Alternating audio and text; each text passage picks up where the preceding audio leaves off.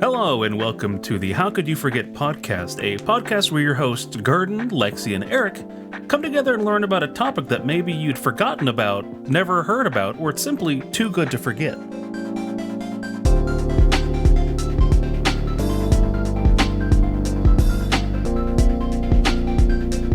I have a little slight thing I want to do a little, not exactly improv, but I just want y'all to go along with me, okay?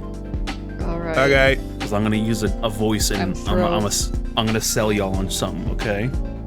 Guys, I got an idea. What? Okay. What's the idea? It's going to make us rich, okay? I swear on this. It's going to make us millions of dollars. Money, pog. Money pog. The meme coin? Yes, actually, Lexi. Is it? Oh my goodness. I'm going to call it Kitboin, okay? Oh my god. It's like Bitcoin, okay? Hear me out. And it can only go up, okay? Okay. Here, we're going to make millions because every time someone buys it, it only goes up. But here's the catch. I own the Kitboin, not Bitcoin. That's something different. I own the Kitboin. Thank you for clarifying. Yes, go on. But I can sell off my portions of Kitboin to other people. So if they want to buy like 1/10,000th of it, they can put in an order for $100. And then if they want more the next day, I can sell them another one for $150. So it makes their pieces of Kitboin worth like to $150 each, you know? Sure. It's gonna work. And the way that we make it work is, say Jeremy buys a piece of Kitboin, and then Gerald wants to buy another piece of Kitboin. So two pieces are out there, okay? Okay. Once Jeremy goes, I want out of Kitboin, we buy the Kitboin back from him with the second guy's money. Why? Because it will only go up that way. And then that first guy, when Jeremy goes, oh wow, I bought $100 worth of Kitboin and it went up to $150. Then he's gonna tell his friends and then it'll keep going up. And then we keep just investing those people's money back into Kitboin itself. So by the end of it, when we sell the entire Kitboin, we've actually purchased all the Kitboin back ourselves. And on top of that, How do you make any money from that? because in the end, we own all the other Kitboin. And whenever we want to just finally go, all right, we're selling the rest of it, then we cash out for other people trying to buy it, you know? Oh, someone else comes in and buys it. Yes. Eventually, like, number 8,702 guy is like, oh, I want to buy Kitboin. And then we just use money generated and just sell it to him with his own money. So that's how it works. And we sell it for like $2 million. $2 million, exactly. Sounds like nothing can go wrong. Nothing can ever go wrong. This is not a complicated Ponzi scheme. It's fine. Sorry, a what scheme, Eric? Who's Ponzi? Ponzi's nuts in your mouth. He's that guy from Happy Days that goes, hey. Yeah, true. I don't think it picked up on Discord, but Eric saying Ponzi's nuts made me laugh. It makes such an odd-shaped waveform in the audio track. Oh my god. I can't wait to see that in the edit. It's gonna be great. I'm gonna put a picture of it up here. Why not? It'll be funny. There we go. Oh my So, goodness. I'm sure you guys, because Eric just mentioned it and Lexi just mentioned it, you guys know what a Ponzi scheme is, right? No. I mean, I mentioned Fonzie from Happy Days, but You know what a Fonzi scheme is, right? yeah, Lexi? Ponzi scheme. A Ponzi scheme is Yeah. where you just, no matter how old you are, you stand by the jukebox and go, "Hey," so someone will buy you just soda. But then you're magical. You can hit the jukebox in just the right way to get it to play whatever song they want. So you know True. purposely exactly what to do. Almost like a genie. It's kind It of is. crazy. Fonzie is actually a genie. They don't tell you that in the show. That's Yeah. actually canon. So But- why are we trying to do Kitboin? What does that have to do with today's topic? Well, technically what I just told you is a very bad example of a Ponzi scheme. Because Bad? while that Eric's like, no! I was excited invested- for Kitboin. No, my Kitboin. I invested my life savings. What am I going to do with all this Kitboin now? But Ponzi schemes were a thing way before Charles Ponzi, but Oh, okay. he did it so bad that it named the entire scheme after him, okay? Oh, okay. So people were being shady in business before him. Oh, plenty of times. But he was such a mess up and like such a big one that they were like, okay, we're going to start to name this thing after him because he sucks that bad. He screwed over the economy so bad that he got the type of screwing over the economy named after him. Yes, is basically what Wow. Honestly, what a Kind of goal. legendary. Exactly. Yeah, exactly. In a terrible way, but Exactly. But I'm going to explain to you guys who Charles Ponzi is today, because how could you forget what a Ponzi scheme is? We've all heard that, of course. But this is not as much about the actual scheme as it is the guy, because while, yes, he ended up screwing over the entire financial system and essentially causing ripples that have lasted for now a century, his life is crazy. is this in the U.S., I assume? Well, Charles Ponzi, thank you for asking, Lexi. Charles Ponzi, as we're all huge fans of course, and we actually all support him. Yeah, he knew his stuff. He knows his stuff. Charles Ponzi's real name, he was born Carlo Pietro Giovanni Guglielmo Tebaldo Ponzi in Italy in 1882. He has 7 names.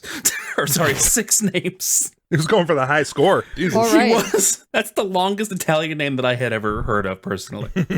Yeah. While the Ponzis that had come before Charles had been very well off, and actually Ponzi was a very noble name in Italy in the mid 1800s and the early 1800s. By the time Charles was born, his family was poor and not doing so hot. But he still had connections to the rich and the famous in the home country, so he was able to make connections and make friends with some very rich and affluent friends at a young age. Charles started his working adult life as a postal worker, and he had a lot of these rich friends who all went, hey, Charles, we're going to go to Rome and go to college. And so Charles goes, okay, I'll quit my job and I'll go. Pause. Did you mention the year that this was? Sorry. 1882 is when he was born. So this would have been 1882. Yes. Okay, so this is like 1890s maybe? Yeah, this is probably the late 1890s, if not the 1900s. But he had a lot of these rich friends who all went off to go to college in Rome. And because all of his friends were leaving him and they were just like, hey, come with us to Rome, he just left and went to Rome for some reason. All right. He Sorry for party in Rome. For party in Rome? Yeah. Partying in Rome. There you yeah, go, Eric. really Give her bad. that round of applause. I'm sorry. No, please. You might want to cut that. That was bad. Bad? No, we got to keep all those. It's beautiful. No, sorry for party Roman. There you go. There we go. That that's was better. it. All right. That was the money. Seventh take. Good job on the 7th take. Shut up. Yeah, I cut out all the other ones. We're good. It's fine. All 6 takes are now cut out. Oh my god. So he went there and he started to go to school, but also he had no money for school and had no prospects and was kind of dumb. So he just stayed in Rome for 4 years. Didn't get a degree, didn't get any education. As you can do. You know, you can just buy a university but not go. Apparently all of his rich friends just paid for him just to hang out. And oh my goodness. But they couldn't pay for his college? I guess not. Well, look, he went to college a little bit, but then he failed out and just didn't get a degree, apparently. So okay. Yeah, he was partying too hard. he was very much partying. Sorry for party Roman, as you said. Yeah, he was party roaming all over the place. He was Exactly. But after his friends all graduated, his friends all left because they got their degrees and they went, well, we don't need to stay in Rome anymore. But Charles was left with no money and no degree. He had no hope or no prospects in life to go forward.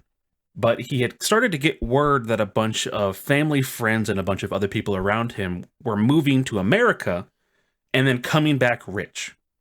And so he goes, oh, okay, I guess I can do that. And then his family's like, okay, yeah, you can do that. Here's money to go to America.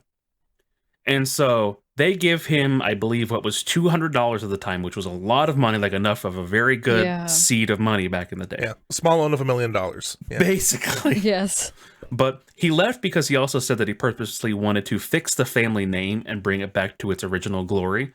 And not just improve his life, but his family and especially his mother's life. So Ponzi immigrated to the United States. But because we're going to continue to find out and see over and over that Charles Ponzi is not a good man with money especially, that $200 that he left with, by the time that he landed in America, he had gambled it all away and he only had $2.50 to his name. How do you gamble on a 1900s era boat? Easily, Lexi. You could easily gamble with like the sailors, other people on there. You're just like, hey, based you're in on international what? Be waters like, too. So it's man, like, I bet we'll hit that rock. No, I bet you we won't. No. Haha, I won. No. Somebody's gambling on the Titanic hit. Yeah. Honestly? I mean, I guess were they playing card games or something? It's probably cards and dice. I would is my imagine, guess. yeah, I'd imagine it'd be all like freaking blackjack and poker and stuff like that. Like I Because don't I'm think they'd like, be betting on. Margaritaville casino cruises did not exist in 1900, so You know, the Italian line directly to and from to Margaritaville. Manhattan. Yeah. Margaritaville to Italian Italy. to Margaritaville why do pipeline you is real. Why do you think the pizza's called that? Oh, the margarita duh. pizza. It's Jimmy Buffett all the way down. It always goes back to Jimmy. It's always Jimmy. Everything is sorry. Jimmy. Everything's I connected. just wanted to clarify because for a second I'm thinking, how the hell do you gamble on a passenger ship? But then I'm like, oh, okay, yeah, cards, dice. There's okay. other gamblers, and then you guys just know, and you're drawn to each other like a lost friend from a past life. But, Gambler to gambler communication. Okay, so anyway, important point is he blew all of his money before he even got here. absolutely, he blew everything besides $2.50. Wow. But he got off the boat, and he landed in America, and he realized he doesn't speak English. Oh, yeah, okay. I'm And sure he so- wasn't the only one. That was pretty common. But he needed a job. And so he goes and he starts applying for jobs. And he somehow finds a job at a local restaurant as a dishwasher because, as I said, he can't speak English. So Right. he can't speak to customers and help them with that. It's not stated in the article if the restaurant was Italian or not, but I think it would be very funny if it wasn't an Italian restaurant, like that he just happened to work at, but that's Yeah. beside the point. It'd be even funnier Well- too if it was an Italian restaurant, but no one spoke Italian there. He was the only one who spoke Italian. I'd be willing to bet that if he came from Italy, he probably came on the New York side, and there are probably like little boroughs of like Oh, yeah. Italian people that Little were Italy and immigrating. stuff like that. Oh yeah, Yeah. 100%. Literally. Little oh, it's Little. But he was a dishwasher, and because he had no place to live and no place to stay, the restaurant actually let him sleep on the floor of the restaurant during the night. Aw. So that was Oh. very, very nice. And eventually, after some time, somehow Ponzi learned English and was able to become a waiter and make more money than, of course, than he was when a dishwasher. But like I said earlier, Charles Ponzi is not a good man with money. So what did he do after getting that promotion of becoming a waiter? He almost immediately gets fired for stealing from the restaurant and for shortchanging the customers. What? Uh, Why would he steal from the restaurant he's also living in? Lexi, Lex, That's kind of like the, don't shit where you eat, literally. Yeah, like Lexi, you're gonna start saying that phrase a bunch of why Yeah. does he do Oh, this? God. This So- is just going to be like Timothy Dexter all over again, where I'm just like, what? But I feel like why? it's gonna end up being in a similar Although vein. he's the reverse of Timothy Dexter, I assume, because Timothy Dexter just kept failing upwards or, had all Ponzi's this failing luck. downwards. somehow. Yeah, Charles Ponzi But- is just falling.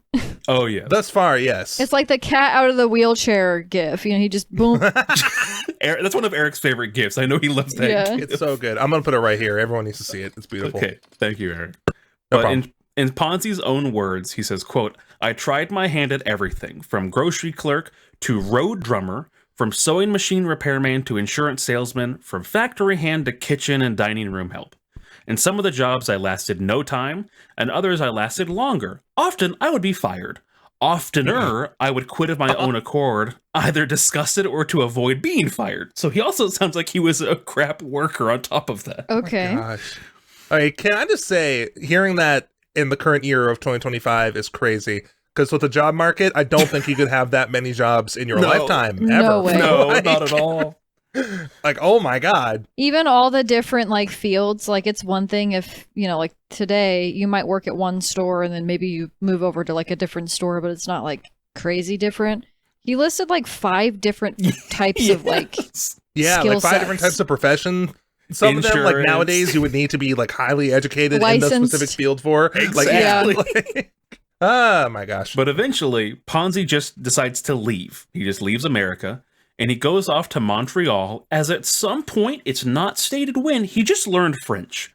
I Okay. don't know if... I that don't know makes if he kind was, of some sense to me though. I mean, Italian and French, I've heard that they're fairly similar. Oh, true. I all could see things that. considered. But where he, in France or in Montreal, he apparently got a job at a local bank that was specifically set up to help the influx of Italian immigrants to Canada get financially set up in the country. And then also Oh no. they would have an established like banking system and they'd speak Italian there. So The because bad Ponzi at money man is going to help people be in charge of money. I don't of like where this is course, going. Lexi, it's going to go great, trust me. Because Ponzi spoke French, English, and Italian, he was the perfect fit because then you could help the locals that spoke French, you could help people that spoke English, and help people that spoke Italian, of course, immigrating in. So it was a very... I thought you said smoke English, sorry. that smoke English, yeah, smoke in that English pack, of course. Yeah. But this, though, is where a lot of Ponzi's ideas and bad habits come from. Because, again, Ponzi was not smart enough to come up with a lot of these ideas that he would later then implement himself. He learned it from someone before him. So while working at this bank, he learned about the scheme that would eventually come to be named after him, which is very weird to say. Which Ponzi ruined it for everyone because before this it used to just be called robbing Peter to pay Paul, was basically what everybody called it. Oh, okay. I've heard that. It's a bit less catchy. It's It is bit, a lot less catchy. Doesn't roll off the tongue quite as well, but No, that Z, when you have a Z in a word and it fits, it hits. But exactly. Well, I think that the robbing Peter to pay Paul, I've only ever heard that like in conversation. I've not heard that as like a way to describe, like encapsulate the situation, you know? Well, again, because we've luckily had the term Ponzi scheme since the 1920s, so we haven't really needed to say, oh yeah, Gerald over here was robbing Peter to pay Paul and stuff like that in terms of like a financial scheme or something like that. But but the bank that he got this job at was offering a 6% on deposits for interest, which was huge, especially back then, and was double the going rate of 3% on deposits for every other bank in the area. And while banks usually make their money on investments and loans and things like that, of course, the owner of the bank, Louis is the name that it was just called, was horrible at investments and was just taking the money from newly opened accounts to pay the accounts for people that had already opened their accounts. The Ponzi scheme, of course. So the head guy of the bank was already doing this? Yes, the head guy was doing the Ponzi scheme, and then by people going, oh, hey, I'm getting 6% on my money.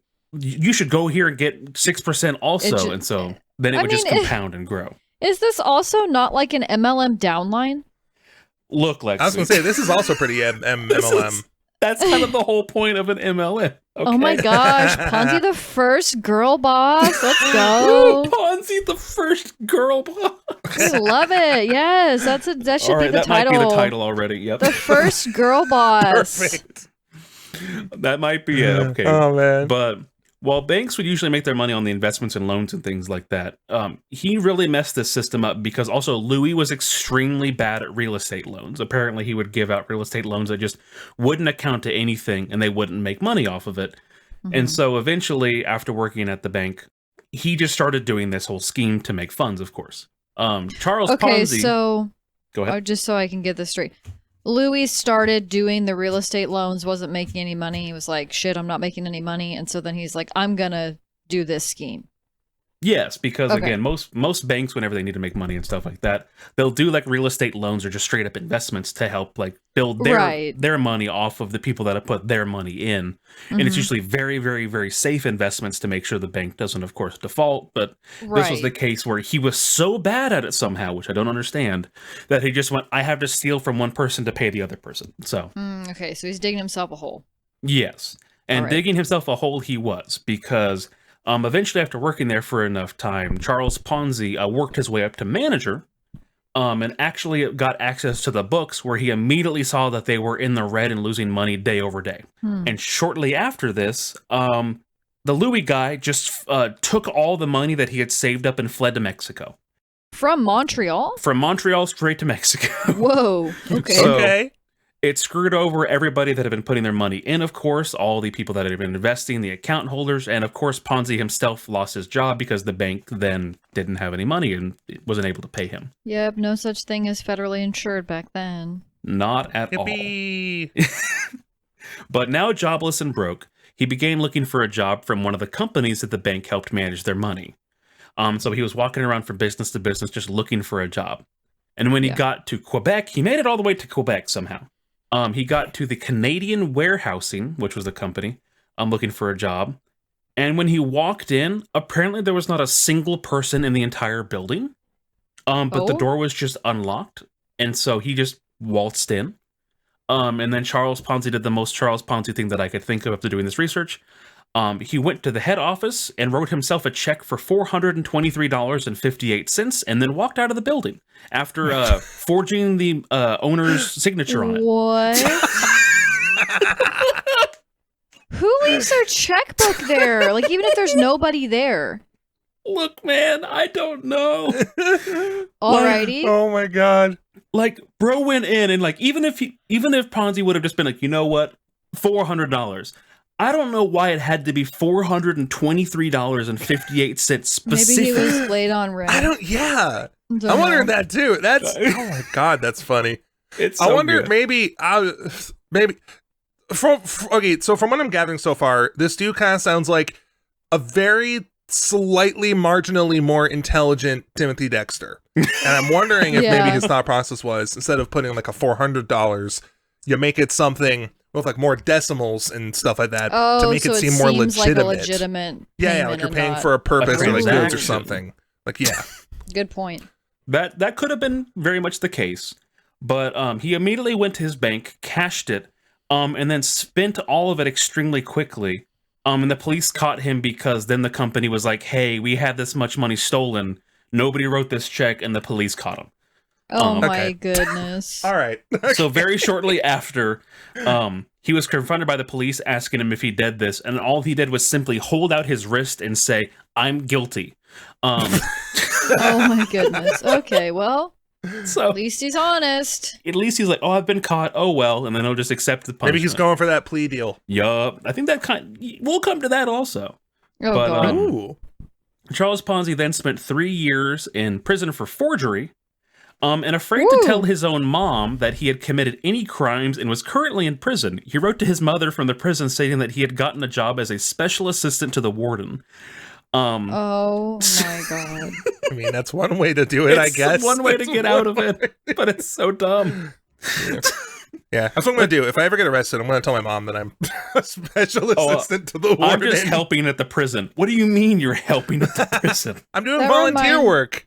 That reminds me of I think also the Timothy Dexter thing where he's like, "Please give me a position in government." And they're like, "Sure, you're like over the The deer. like the deer." Yeah, And he right. was like, "Oh my god, yay." I'm official. Yeah. I'm officially the deer keeper. Woo! But eventually, I almost said Timothy Dexter. Eventually, Ponzi's 3-year prison stay was up, and he decided to go back to America after striking out in Canada, of course. And because Charles Ponzi is so good with money, you know what he does? He immediately turns to a life of crime. Oh my goodness. I'm beca- shocked he wasn't deported from Canada. I mean, that probably would have come up soon if he had committed 1 or 2 more crimes, but he only committed the one crime of forgery, which again is not super, super, super bad, but not super Yeah, good it's either. not violent. So Yeah. Ponzi then begins to help smuggle in Italian immigrants to the United States. And very shortly after getting involved with this operation, he gets sent to a prison immediately and arrested in Atlanta for 2 years. So, wow, he made it all the way to Atlanta? Dang. yes. Oh my god. I Wow. don't know why, but he went to Atlanta. He This rode dude's the just rails. the littlest hobo. Goddamn. I know. But Ponzi made some connections in the Atlanta prison, including a local mobster who's not as important, but I do have to mention he made friends with a guy named Mr. Charles Morse. Not the Morse code guy, but I have to mention Mr. Morse because Morse's nickname was the Ice King, as he controlled an entire monopoly on ice in New York in the late 1800s into the early 1900s. Like ice cubes? Like ice blocks to help with Oh. ice boxes, because back in the day Okay, yeah. You needed literal ice. you needed literal ice to put in your ice box to keep the things cold in your freezer and fridge. He had a whole monopoly on that, so much that he was able to purchase at one point 13 banks is how much money that Whoa. he had.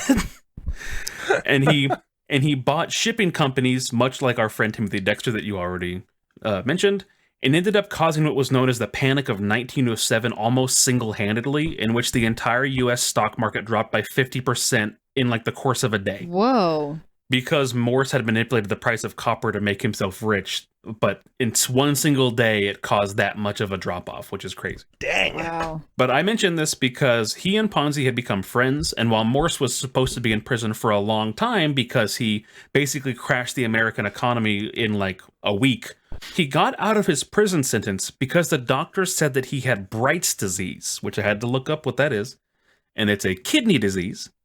And that if he had stayed in prison any longer, the doctor said that he might die from the unsafe conditions, and so they released him. But in reality, Morse got out of this in the examinations by eating soap suds and chemicals, which would make him foam at the mouth during examination, so the prison just ended up letting him out early. Because they were like, man, this guy's really sick. Maybe he's got This rabies. dude's rabid. We gotta get him out of here. That's literally what it was. Wow. And I think it was Taft.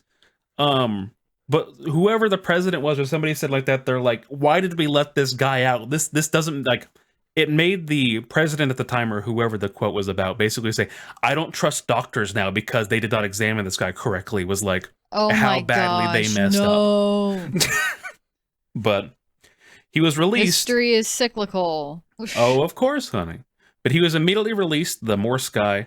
Immediately went back to do a bunch more crimes and probably would have been one of the most notorious scammers and fraudsters of the area if it wasn't for Ponzi himself. So I had never heard of the Morse guy, but I just had to mention him here because I love how we haven't heard of the guy who like single-handedly crashed the stock market for like a week back then. Yes. But we've heard about the guy that like stole money from people. Like that's wild. It's extremely wild. But again, I had to share that because the contrast of like literally two schemers, two people committing really bad crimes. Never heard of one guy, but the other guy, yes, we've heard of him plenty, has an entire word named after him. Back to Ponzi, though, very quickly.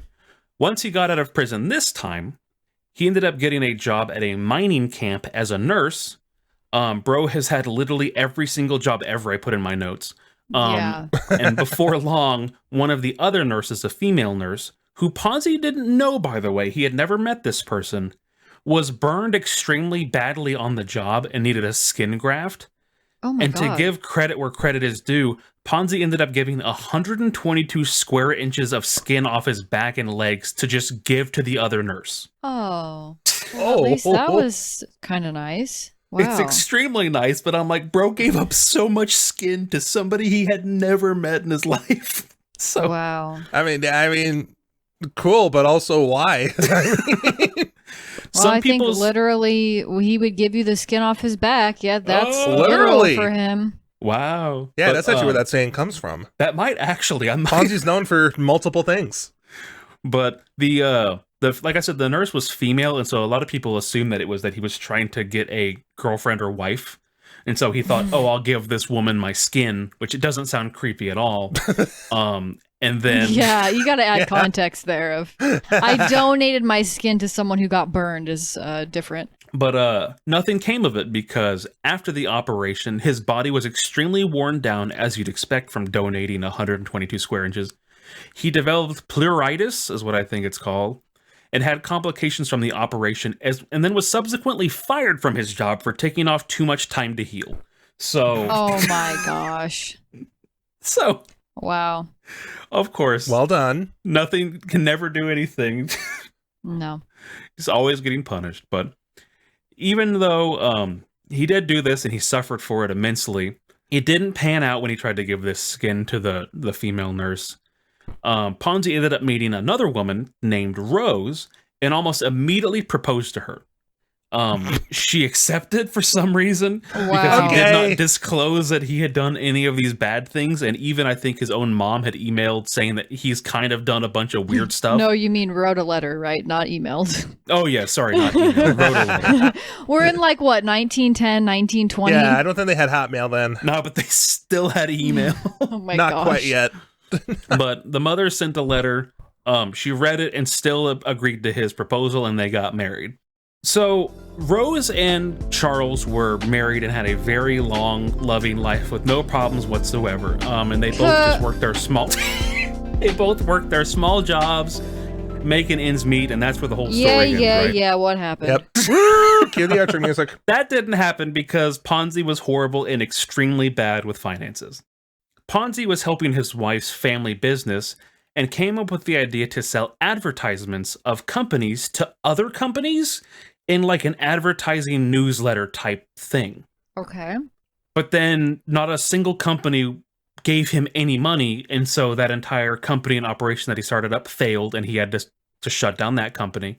And so he took over his wife's fruit stand, the family fruit stand, to help sell fruit, and then shortly after the fruit stand subsequently failed as well. How do you fail at a fruit stand? I was waiting. You buy the fruit, you make sure it is safe to eat, and you sell it to people. Fruit is like an essential food item as well. How did you... Lexi, there's always money in the banana stand, okay, but somehow he still made it fail. I don't know how. Did he eat the money instead of the fruit? What the hell?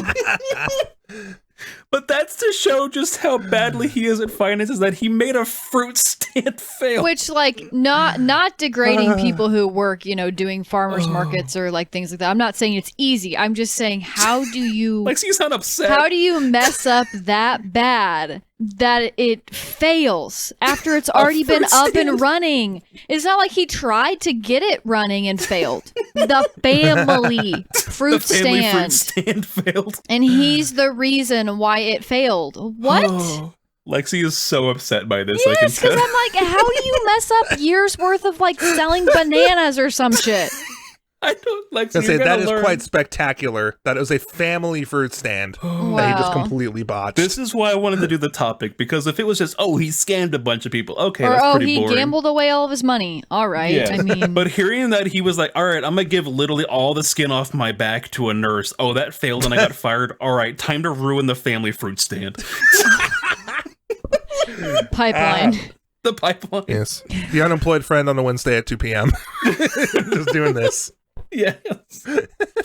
But probably because... Okay. So another business failed. Another one. If somebody keeps count, that would be great. I don't know what we're up to, but it might be like 5 or 6 by now. I can try adding a counter. Okay. Or if someone wants to do it in the comments if I'm feeling lazy. Thank you. Probably because Charles failed at everything and his wife's family didn't want him touching any more of their businesses or any of their finances. Ponzi opened up what the source says is an office to come up with ideas to make money. I don't know why you wouldn't do that either in your own home or why you'd have to have a whole office to come up with ideas. That legitimately reminds me of, if anybody's Schitt's Creek fan, that reminds me of when, oh my God, I'm losing his name. Dan Levy's character? Dan, yeah. No, Eugene Levy's character. Oh, okay, sorry. The dad. Yeah. For some reason, I'm losing his name. Anyway, the dad in the show rents out a space in the Bob's garage because he's trying to figure out ways to do work and like things to do. Yeah. And so then Bob is like, Bob is like, what are you doing there? Johnny, there we go. What are you doing there, Johnny? Oh, I'm working. And he doesn't have anything to do. He's just sitting there coming up with ideas. So it literally reminds me of that. Just, got an office for all my ideas. Just cool. What idea did you come up with today, honey? Oh, I'm going to make $1 million one day. It's going to be me. Yeah. Sorry, I just had to add that because I was like, wow, this stuff reminds me of Schitt's Creek when Johnny rented that office. Yes, Papa. But no, we are in 2025. No. But while we are leaving Johnny, yes, Papa, in 2020, whenever. 2020, whenever, yes. Might have even been the 2019s or 2018s. Oh, God. But while sitting there playing, this is what I wrote down for my in my outline. While sitting there probably playing the 1910s version of Fortnite and saying, I swear this idea will take off, honey, just give me more time.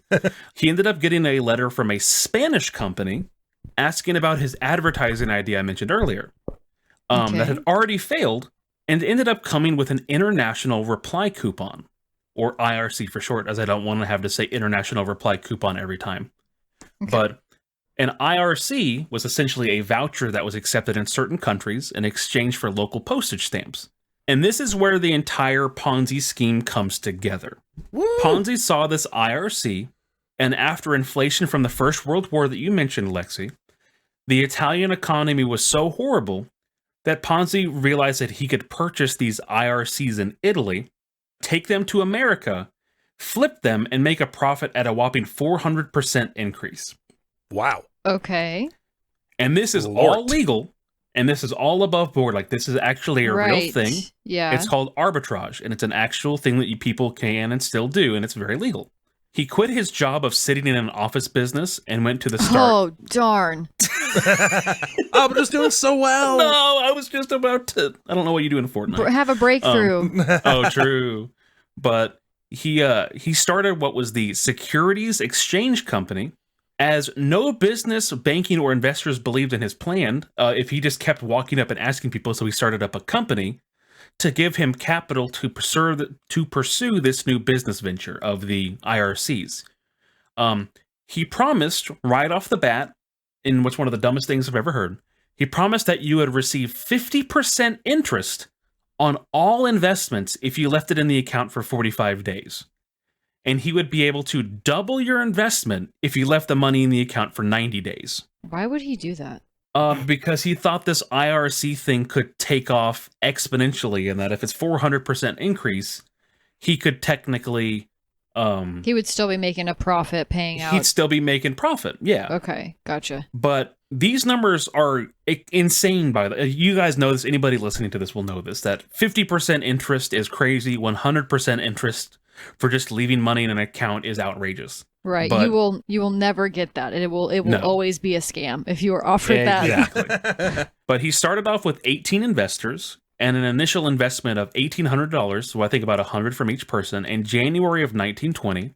And by February, that number had jumped to $5,000 in the investments, which is the equivalent to about 80,000 USD today, by the way. All right. And if Ponzi had stopped there, and he had just done his arbitrage and then gave the people money and then done this thing back, would have been fine. Right. But people kept coming back more and more because they kept getting returns on their money. So then they would take the money that they got from Ponzi and reinvest it back in. So he had to immediately start doing the robbing Peter to pay Paul scheme, because by March, the number had jumped up to $25,000, which is the equivalent of $380,000 today. Huh. These numbers get crazy, by the way. Oh my gosh. Okay, go on. Ponzi was making so much money without even arbitraging a single thing. I don't know if arbitraging is a verb, but still. He began to hire salesmen to recruit more people to invest. Why? So he... I mean, he has the money now. He has the money. You know? Yes, but that's so dumb. He really should have just quit while he was ahead. This is so dumb. I'm so mad. But he's so mad. So he recruited salesmen to invest and to get the more people to invest, and he kept again paying off the the old investors with the new investors' money. So I said in March it was up to 25,000. In May, 2 months later, his investments had reached 420,000, which is 6 million USD today. Whoa. In June of the same year, again, literally 1 month later, he made $2.5 million, which is about $38 million today. Oh, Did the government not care at this point? Like, I know Lexi, we're about to get there okay, too. because I was like, boy. I know that the regulations were not what they are today by any means, because the stock market hasn't crashed yet. So, you know. So Lexi, this is not to get ahead of it, but you know how Timothy Dexter got extremely, extremely, extremely lucky by pure chance and pure luck. Right. Ponzi got extremely lucky by doing like 3 correct things at the right time. One of them was this, because nobody had done this to this scale yet. Mm-hmm. Another one that we're going to get to is he sued somebody, which then makes everything go away. And also, apparently, he gave people donuts. So we'll get there also. Well, but I mean, I what know a nice donuts will make me shut up. fellow. But so, like I said, in June he made $2.5 million, which is $38 million today. And in some accounts, half of the accounts say one figure, the other half say another one. That's why I'm just going to say both. In July, he was either making $1 million a day or $1 million a week. Either way, that is absolutely insane amounts of money. And that's before inflation? Yes, that is 1920s money. Yes. Oh, Wow. wow. At this point of the story, the rails for anybody just going, screw it, I'm going to go do whatever I need to invest in this, begin to fall off. There are stories, and not countless stories, but plenty of stories of people that would mortgage their homes, invest in the Ponzi scheme, get the interest back on their money from the scheme, put the interest back in, and then get money back again. Like, is how much money they were putting in and getting out of this scheme. Holy. It's that bad that, again, people were mortgaging their houses and still making profit off, at least in the very, very short term, we were doing that. But it was going so well that he ended up setting up multiple branches of this system of the security exchange companies across the East Coast in like New Jersey and Maine. Like, he started putting them everywhere. And while the initial investors were mostly immigrants, and especially Italian immigrants, eventually word got around, because of course it did, that, oh wow, he can actually return 50% on the money. And rich moguls began to invest, doctors, lawyers. At its peak, 75% of the entire Boston police force had invested in the Ponzi scheme. Wow. This is how big it was and how crazy it was. They bought the police force? No. 75% of the Boston police force had put their money into the Ponzi scheme. Oh, the police put their money in. Okay, I thought they bought the police. I'm like, damn. No, Lexi, you're a couple sentences early. He didn't buy the police force. He bought banks. God. Just casually buying government. Just casually. But yet, the scheme, even though it took off so quickly, it already started showing cracks very, very soon. So, the arbitrage scheme, come to find out, technically could have worked and would have worked. But it was basically impossible, because the amount of coupons you would need for only the initial 18 investors would take 53,000 postal coupons to be able to return their money. Huh. And the investors in the next month alone, which were 15,000 investors, quote, would require a Titanic-sized ship entirely filled with the coupons to make profit.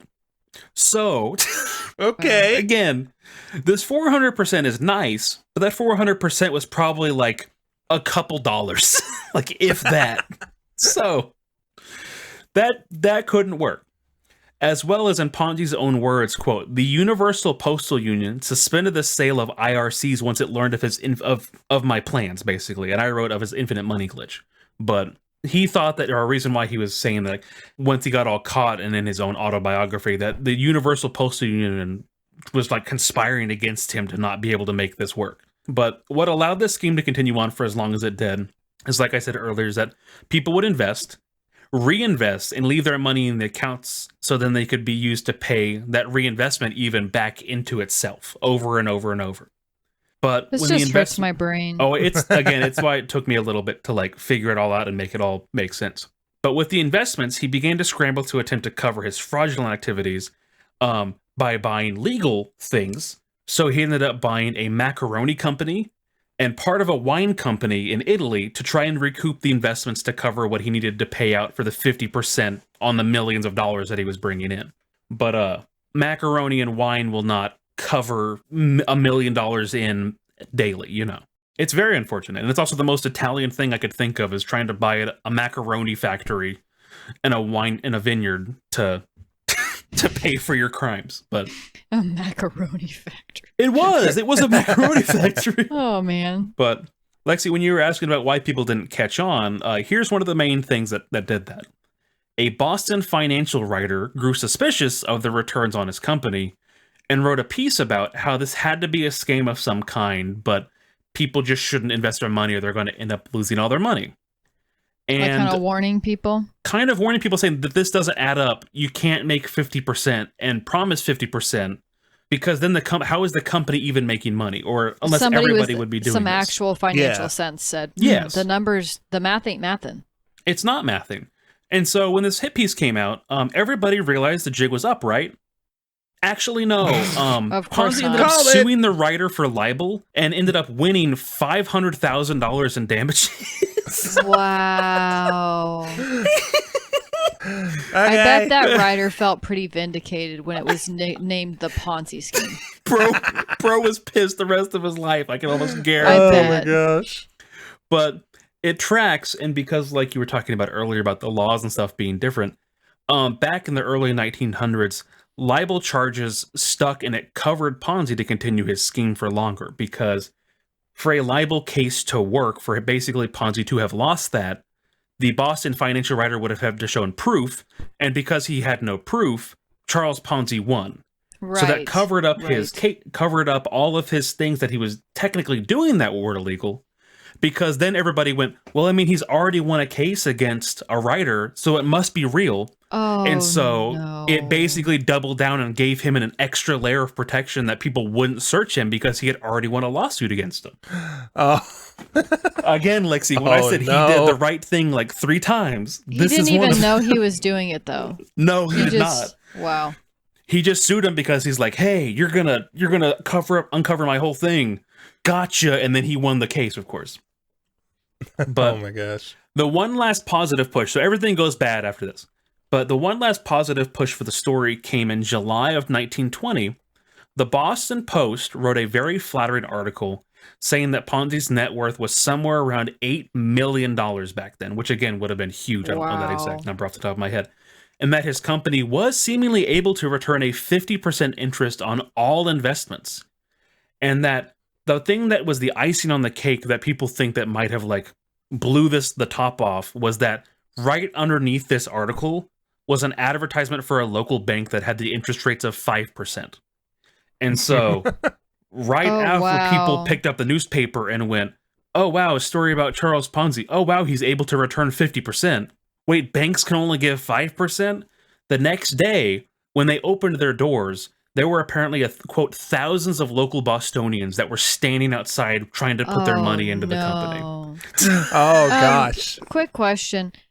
Did you mention how he got to Boston, or did he just end up in Boston? I think that was after the mining, not incident, but I think he went back up to Boston after the mining job. So, okay. All right. Just checking, because I noticed you were mentioning Boston. I was like, wait, how do you're good. A lot of this takes place in Boston. Boston Donuts. Boston. I don't think that's what it's called. While the hubbub continued, eventually the Massachusetts authorities began to investigate, as well as other financial writers and like financial experts, because not a single financial expert, like imagine who's one of the really big ones today, like a financial guy, but like imagine, or even like that guy that does the podcast.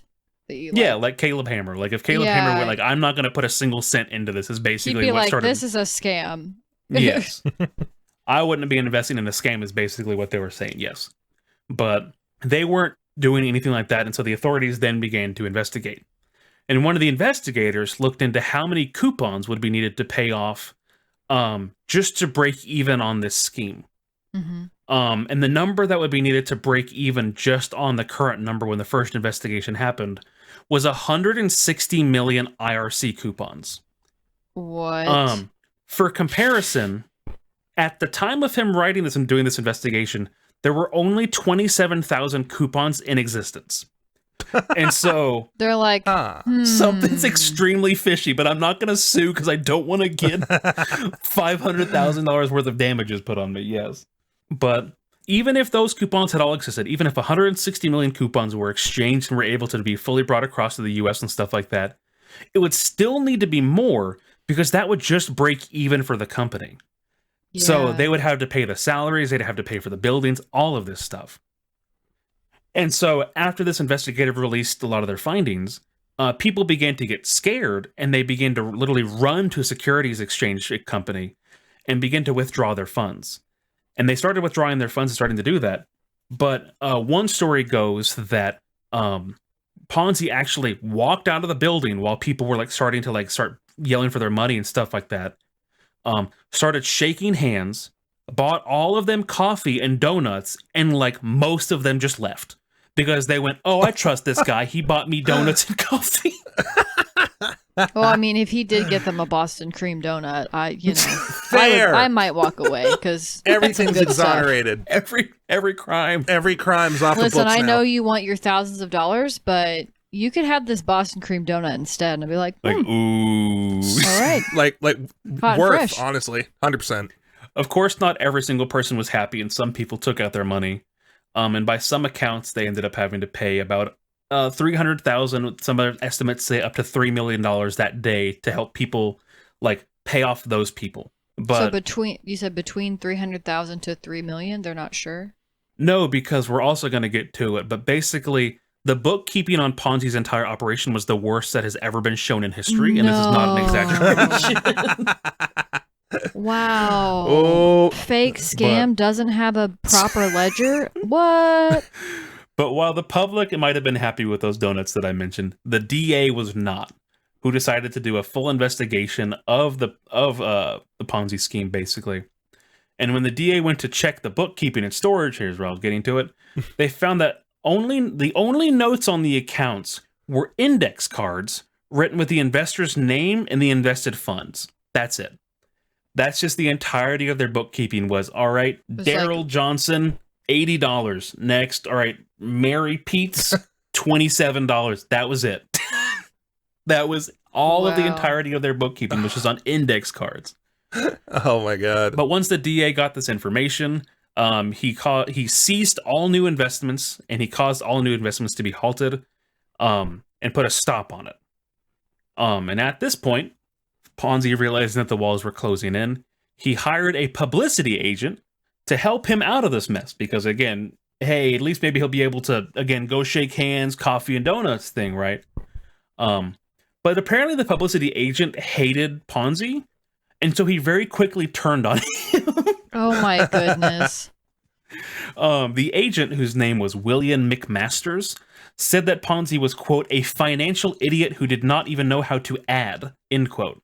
Wow. And after the publicist kindly left after finding highly incriminating documents that were apparently just around, it proved that Ponzi was insolvent, and that he had, while he might have had $7 million in liquid assets, he was at least $2 million in debt, and all other expenses and interest would have been close to putting the company $4.5 million in the red already for the year. Gee, you don't say. I can tell Lexi's really enjoying this. She's very excited. Lexi's mega immersed. I don't know how this went on for so long, even back in the 1920s. I'm blown away. It's why I made that whole Kit Boyne in the beginning, is that if you at least kept up the charade for, oh, hey, 1,000 transactions, and everybody's like, wow, I put in $100 and got $150. Yeah, this is great. Ponzi should have gotten out in the beginning and just taken the money and fled to Mexico. Fled to Mexico or just sat on the side of the road. I don't know. Hey, no, like a couple runs of it, he would have been set for life. So right. Eventually, the House of Cards begins to fall, because Ponzi was unable to pay off all of his investors, as well as eventually the DA and other people began to look at the bank that Ponzi had a controlling share in, and noticed that Ponzi had taken out multiple large loans at his own bank to help keep the business afloat. So, smooth, smart. What, Lexi? You can't take out a fake loan against yourself if you don't have any assets that you're taking a loan. But he had the controlling interest of the bank, and so he could approve his own loans, basically, Lexi. Oh my God. Yeah.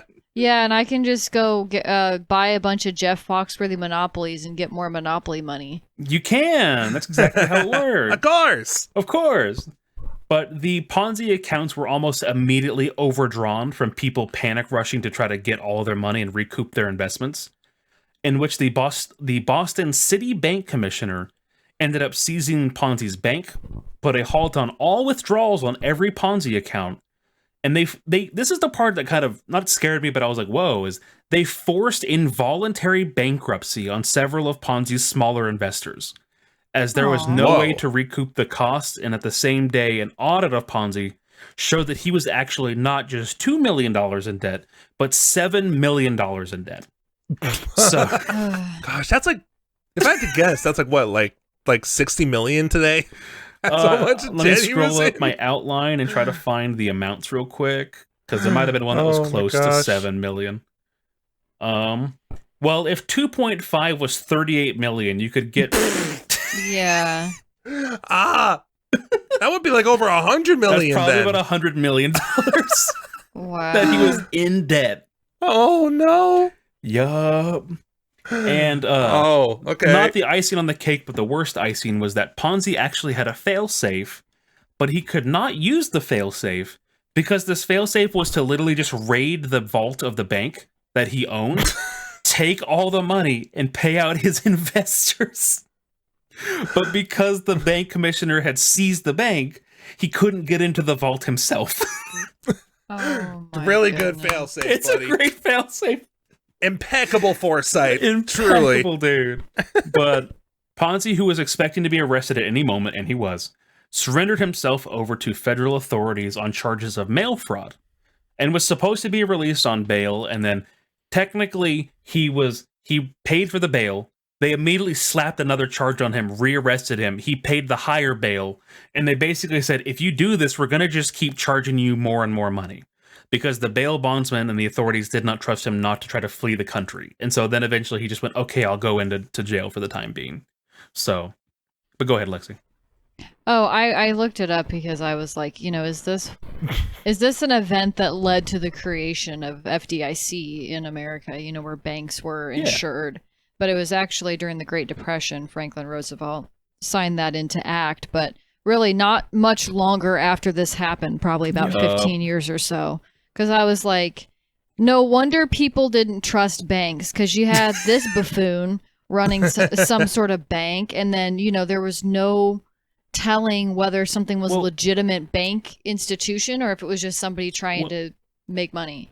Well, Lexi, there's also the Morse guy who literally caused the stock market to drop in half in like a single day as well. So this is very much in line with the times of just that whole thing of monopolists and being very upset at the bigwigs and stuff came from this time period because the American people and just the world in general was just getting screwed over by extremely rich people and losing all their money to it. And these supposed banks, yeah. Yes, exactly.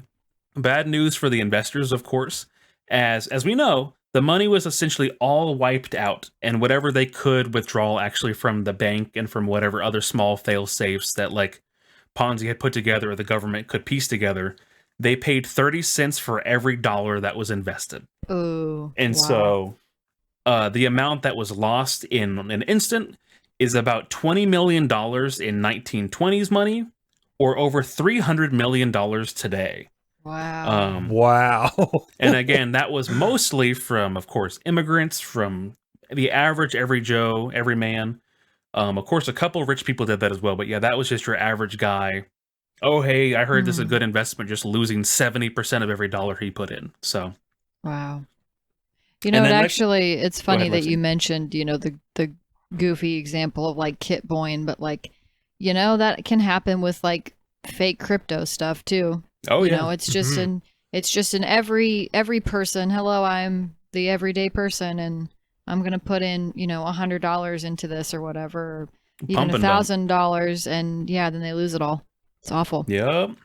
There's that website that I don't know if it's even still around, but that pump.fun where you can just make a crypto on their website, invest in it and help build it up, and then if it drops out of the sky, oh well, but if it does well, then you make some money off of it. So wow. I believe that site still exists. Because I've heard stuff about it recently, about some dude who scammed like $30,000. It was like a 12-year-old kid who did that. It was hilarious. Yes. Yeah.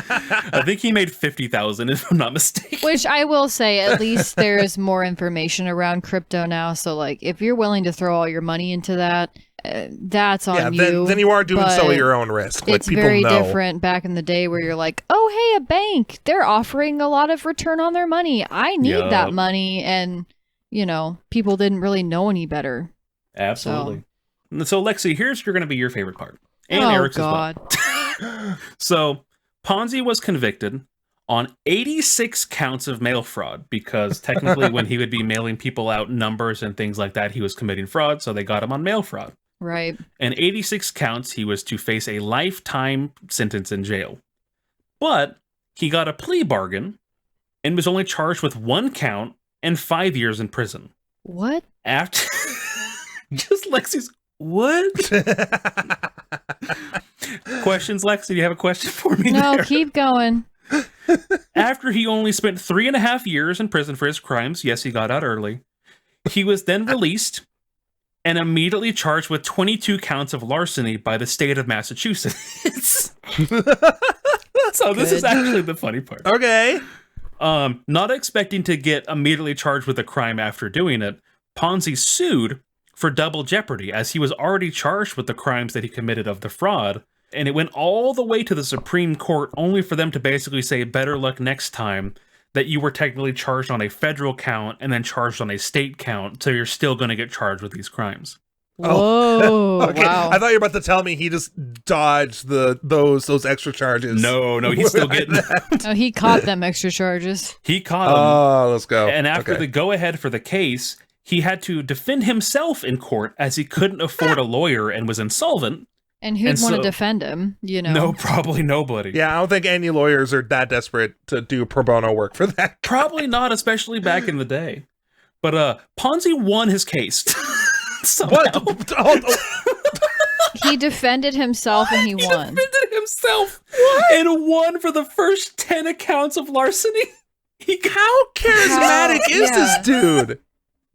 Oh my Apparently god. he was extremely, extremely charismatic and saying stuff like, I've already been charged with these things, da-da-da-da-da-da.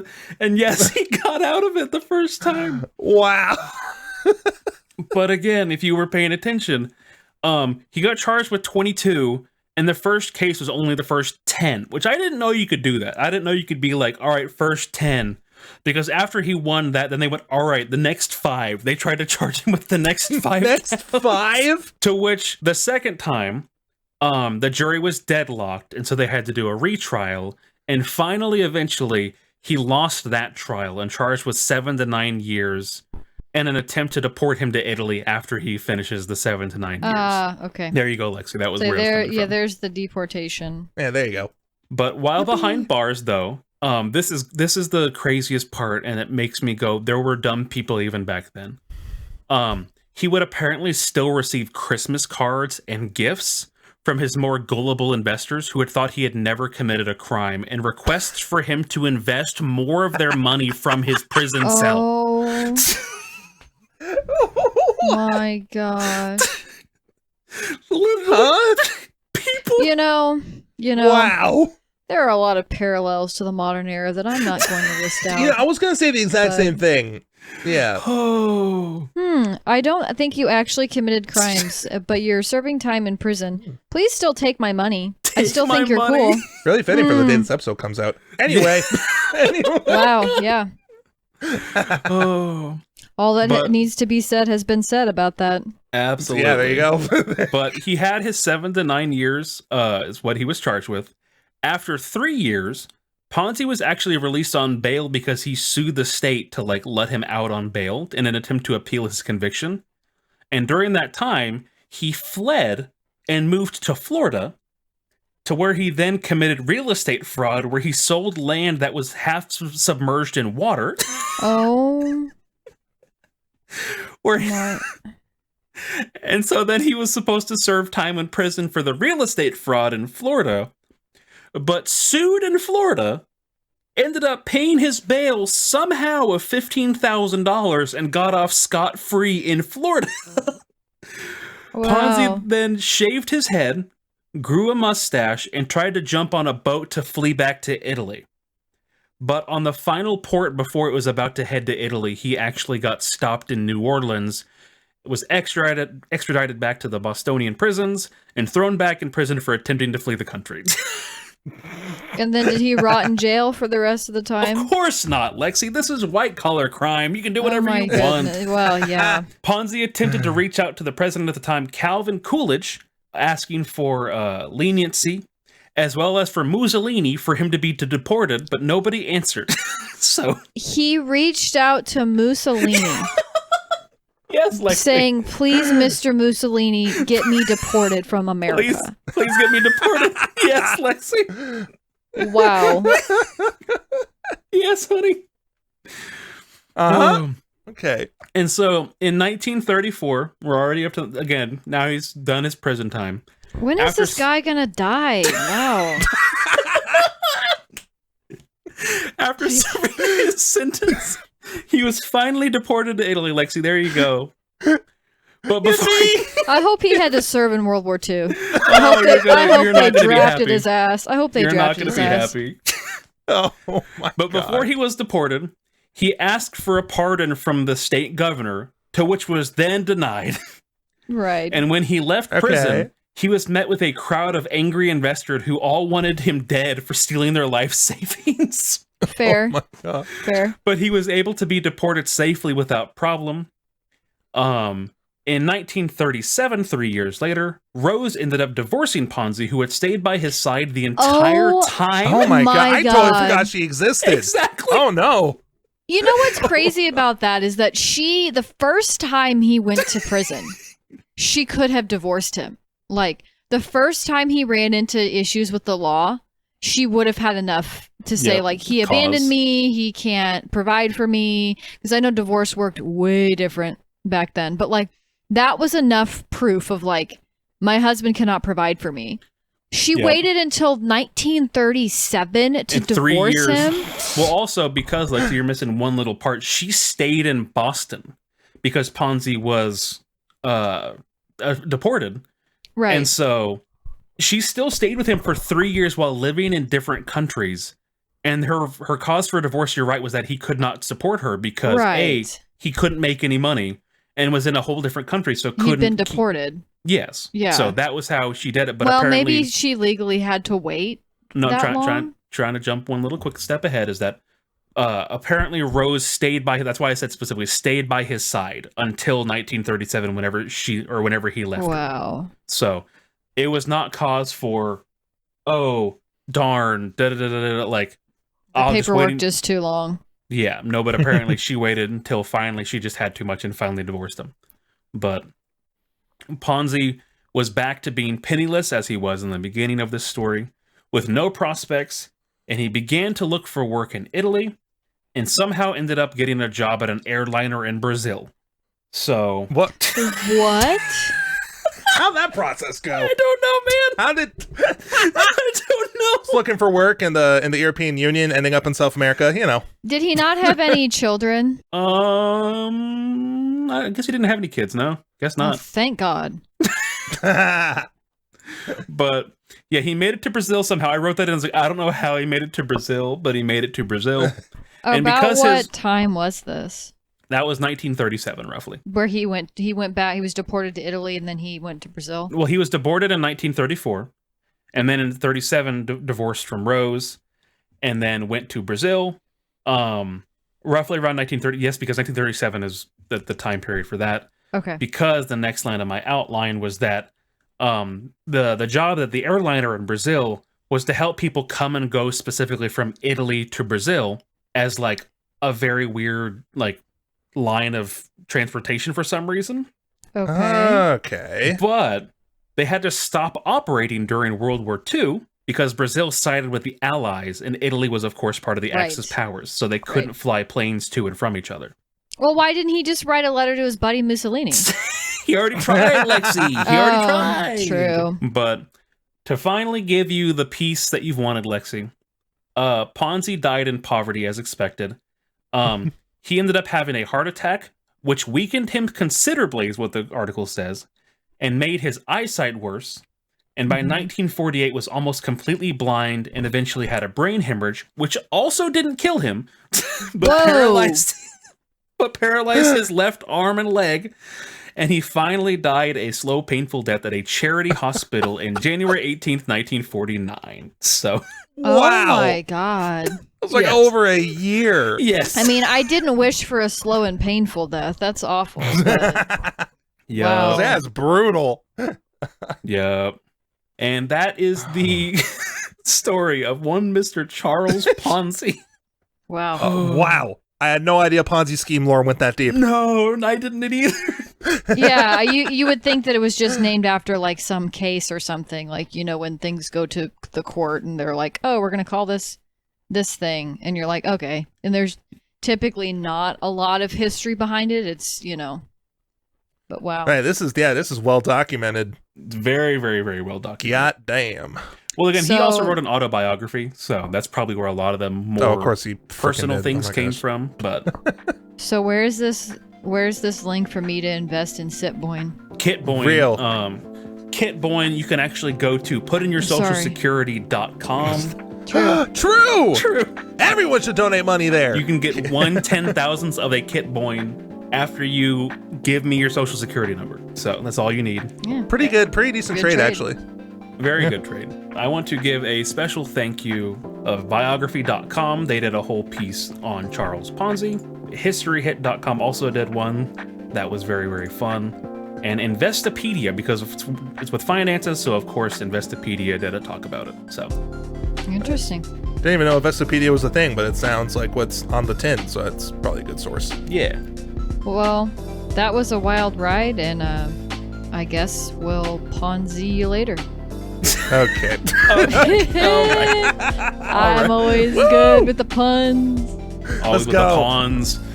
The puns. Iconic Lexi pun at the end of an episode. That's it. Thanks, patrons. Thank you, Pedro. Oh, yeah, I didn't say True. thank Yeah. you. Yeah. The patrons. Almost forgot about them. Y'all are beautiful. We love you. You know. Especially Okay. you. You know who you are. Yes. All right, bye. Now we'll really Ponzi you later. Okay. Ponzi about it here. We No, already I don't. left. True.